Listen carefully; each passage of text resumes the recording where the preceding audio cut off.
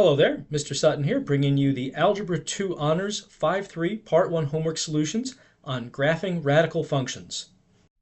To graph the g function, let's first figure out how this is transforming the square root function. The +1 inside means we are translating or shifting left 1, it's opposite of what you expect, and then the +8 outside means we're going up 8. So left 1, up 8. My original square root function parent table here, we've got 0, 0, 1, 1, and 4, 2. And then for the x's, when I do the new table for the g function, since we're going left 1, we have to do x minus 1. Up 8 means we're doing y plus 8. And let's apply these now. So 0 minus 1 is negative 1, 1 minus 1 is 0, and 4 minus 1 is 3. Let's add 8 to all the y values here. 0 becomes 8. 1 becomes 9, and 2 becomes 10. Putting that all together on a graph, and I'm going to just make sure I've got enough room up here to fit things. We've got negative 1 comma 8 right there, and that's going to be the endpoint of our square root function. 0, 9 is right there, and then we've got 3, 10 up here. So go through those, and that's our square root function now.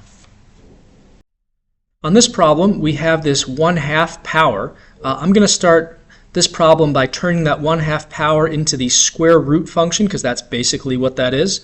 So this is really asking about the square root of 6x plus 3. Now to graph this, let's figure out what kind of transformations are going on versus the regular radical x function. The 6 inside being multiplied is giving us a horizontal shrink, and the plus 3 outside is translating us up by 3 units. So horizontal shrink and up 3. The original radical x function, that's again a good parent table for that would be 0, 0, 1, 1, and 4, 2. To do the f of x function, since I have this horizontal shrink going on, this times 6 here really means we're multiplying the x values by 1 over 6. And then the plus 3 outside means we're doing y plus 3. So 1/6 times my x values, we've got 0. 1 becomes 1 over 6, or 0.17 if you want. And then 4 becomes 4 over 6, or 2/3. Adding 3 to my y values, 0, 1, and 2 are now becoming 3, 4, and 5. 7 rather. Now that should be 5. There we go. Don't know where I got 7 from. Probably accidentally added the 3 to the 4. Anyway, it's 5. So, graphing all that out, we have 0, 3. 1/6, so this, eyeball it as best you can, comma 4, so pretty close to the y-axis. And then 2/3 is a little easier to do, comma 5. And then let's go through those points. For this problem, let's look at the transformations that are happening on this cube root function. The +6 inside is shifting us 6 to the left. The 1/2 outside is giving us a vertical shrink. So both of those things happening at the same time. The parent table, again, we have negative 8, negative 2, negative 1, negative 1, 0, 0, 1, 1, and 8, 2. For the f function, since we're going left 6, we're going to have to do x minus 6 for those x values. And the vertical shrink makes us do 1/2 times the y values. So let's subtract 6 from all of our x's. We have negative 8 minus 6 is negative 14. Negative 1 becomes negative 7. 0 becomes negative 6. 1 minus 6 is negative 5. And 8 minus 6 is 2. Now for the y values, we're multiplying these all by 1/2. So negative 2 becomes negative 1. Negative 1 is now negative 1/2, or negative 0.5. 0 is still 0. 1 is now 0.5, and 2 becomes 1. All right, if we're going to graph all these, to go from negative 14 to 2, I'm probably going to need to make my x values go by 2's at least. And I'll keep my y values the same. I don't mind going half a grid line there. So we've got negative 14, negative 1 is right there. And then negative 7 is about there. Negative 0.5 is there. We've got negative 6, 0 is right on the x-axis. Negative 5, 0.5 is right about there. And 2, 1, that one's a little bit easier. It's right up there. So just doing my s through all of those, there we go. On this problem, we've got a fifth root of negative 32x plus 3. So there's a fair amount going on in this one. Let's start by writing out what the transformation should be on the fifth root function. So the negative 32x in here, that's giving us, the negative gives us a horizontal reflection. The times 32 actually gives us a horizontal shrink by a factor of 1 over 32. The plus 3 outside gives us a shift, a translation of up 3. So horizontal shrink and reflection, translation up 3. So my g of x, or actually let me write my fifth root parent table first.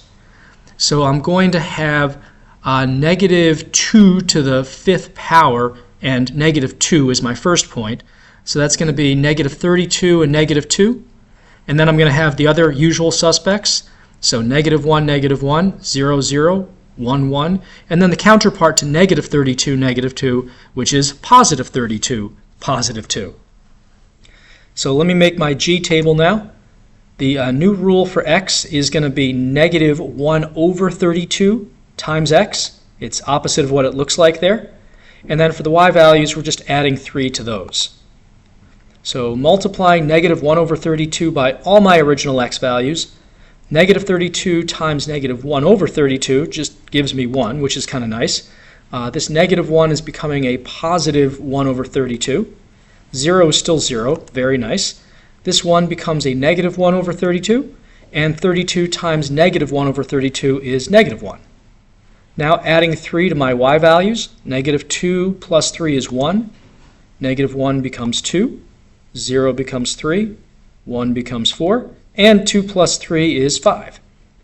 All right, now to actually get this on a graph with any kind of accuracy, I think I'm going to have to make my grid lines on my x values go by at least 1/2, if not something even smaller. So here's what I've got for my grid. So I'm going by 1/2 there, and then I've got it divided up a little as well. So first off, we've got 1, 1, that's my first point, and then 1 over 32, 2. So let's see here. This is 1/2. Half of that is a fourth. Half of that is a 16th. So half of one of these little mini grid lines is a 32nd. And I'm going up 2 here. And then 0, 3 is up here. Negative 1 over 32, 4 is up here, very close to the y-axis. And then negative 1 all the way over here, 5 is right there. And then let's graph this kind of distorted version of the function. On this problem, they want us to write a rule for f after it has been transformed with the things that they're mentioning here. So we're going to take this one transformation at a time and just do a different function for each one. First thing they wanted was a vertical stretch by a factor of 2. So I'm going to create a g function that does that. And g is just going to be 2 times the f function. That gives us that vertical stretch. Since this is the f function here, we're just doing 2 times parentheses radical x plus 3. So that's going to be 2 radical x plus 6. Next up, to do a translation of 2 units up, I need to do plus 2 to the g function. So that's what my h function is going to look like, just the g function with a plus 2. So that's all of this stuff that was the g function, plus a little 2 outside. That just changes this to 2 radical x plus 8. For this problem, they want us to write a rule for g that's a transformation of f. So I'm going to do this in a couple steps.